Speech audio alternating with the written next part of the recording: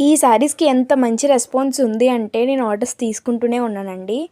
ఈ పర్టిక్యులర్ క్యాటలాగ్‌లో ఎన్ని కలర్స్ అవైలబుల్‌గా ఉన్నాయంటే కన్‌ఫ్యూజ్ అయిపోతున్నారండి కస్టమర్స్ ఏ కలర్ తీసుకోవాలని చెప్పి. నాది కూడా అదే సిట్యుయేషన్ అనుకోండి.